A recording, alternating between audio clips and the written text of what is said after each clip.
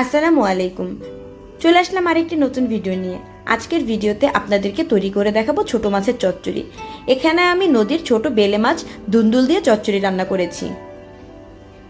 তো প্রথমে আমি বেলে মাছগুলোকে কেটে ধুয়ে পরিষ্কার করে নিয়েছি। বেলে মাছ দিয়ে দুন্দুলের চচ্চড়ি খেতে অনেক বেশি মজার, তাই আমি দুন্দুলটাকে চিকন চিকন করে কেটে নিয়েছি। এই তরকারিটা আমি সম্পূর্ণ হাতে মেখে রান্না করব। এর জন্য আমি প্রয়োজনীয় সব মশলাগুলো এর মধ্যে দিয়ে দিব। প্রথমে এতে দিয়ে দিলাম পেঁয়াজ কুচি, এরপর দিয়ে দিব স্বাদ মতো লবণ, এরপর পরিমাণ মতো সব মশলাগুলো আমি এতে অ্যাড করে দিব। প্রথমে দিয়ে দিব হলুদের গুঁড়ো, তবে খুব বেশি হলুদের গুঁড়ো দেওয়া যাবে না, এই তরকারিটা একটু হালকা মশলাই বেশি ভালো লাগে। তারপর দিয়ে দিব পরিমাণ মতো মরিচের গুঁড়ো এবং ধনিয়া গুঁড়া।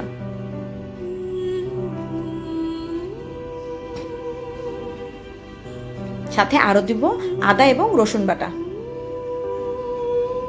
এরপর পরিমাণ মতো তেল দিয়ে দিব। সবগুলো মশলা দেওয়া হয়ে গেছে। এবার আমি সমস্ত মশলাটাকে এই দুন্দুলের সাথে খুব ভালোভাবে মিশিয়ে নিব। মশলাটা যত সুন্দরভাবে মাখানো হবে তরকারিটা খেতে তত বেশি ভালো লাগবে। তাই আমি খুব ভালোভাবে এই মশলার সাথে দুন্দুলটাকে খুব ভালোভাবে মিশিয়ে নিচ্ছি। যারা আমার ভিডিওটি দেখছেন প্লিজ আমার পুরো ভিডিওটি দেখবেন এবং আমার ভিডিওটি বেশি বেশি করে শেয়ার করে দিবেন। যারা এখনও আমার চ্যানেলটিকে সাবস্ক্রাইব করেননি প্লিজ আমার চ্যানেলটিকে সাবস্ক্রাইব করে দিবেন এবং যারা ফেসবুক পেজ থেকে দেখছেন প্লিজ আমার পেজটিকে একটু ফলো দিয়ে রাখবেন। দুন্দুলটা খুব ভালোভাবে মাখানো হয়ে গিয়েছে। এবারে আমি উপর দিয়ে মাছগুলো দিয়ে দেব। মাছগুলো এই দুন্দুলের সাথে খুব আলতোভাবে আমি মিশিয়ে নিব যেন মাছগুলো ভেঙে না যায়। এমনিতে বেলে মাছ খুব নরম মাছ, তাই এটাকে খুব সাবধানে রান্না করতে হয়। খুব আলতোভাবে আমি এই মশলার সাথে মাছগুলোকে মিলিয়ে নিব। এবার খুবই সামান্য একটু হাত ধোয়া পানি দিয়ে দিব। দুন্দুল থেকে এমনিতেই প্রচুর পরিমাণে পানি ওঠে, তাই বেশি পানি দেওয়া যাবে না।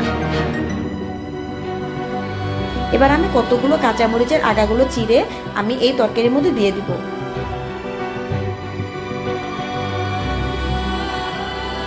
আমার তরকারিটি হাতে মাখানো এবার রেডি হয়ে গেছে। এবার এটাকে চুলায় বসিয়ে দিব।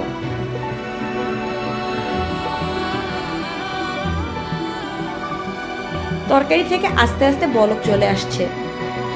এই তরকারিটাকে আমি একটু বেশি আঁচে রান্না করব। কম আঁচে রান্না করলে দুন্দুল থেকে অনেক বেশি পরিমাণ পানি উঠে মাছটা একদম ভেঙে গুঁড়ো গুঁড়ো হয়ে যায়, তাই একটু চুলার আঁচটা বাড়িয়ে তরকারিটা রান্না করব। তরকারিটা যখন মোটামুটি হয়ে আসবে এবার আমি এর মধ্যে দিয়ে দেবো ধনিয়া পাতা কুচি।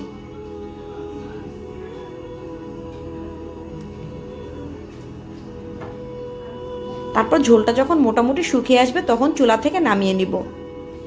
যারা কখনো দুন্দুল দিয়ে বেলে মাছ খাননি তারা একবার অবশ্যই হলে ট্রাই করে দেখবেন এই তরকারিটা খেতে কতটা মজার।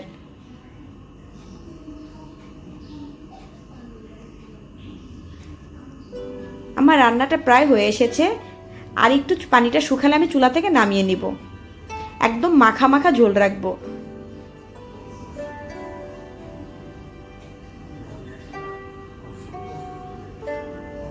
আমার তরকারিটা হয়ে গিয়েছে, এবার চুলা থেকে নামিয়ে নেব। দেখুন ঝোলটা একবারে শুকিয়ে গিয়েছে।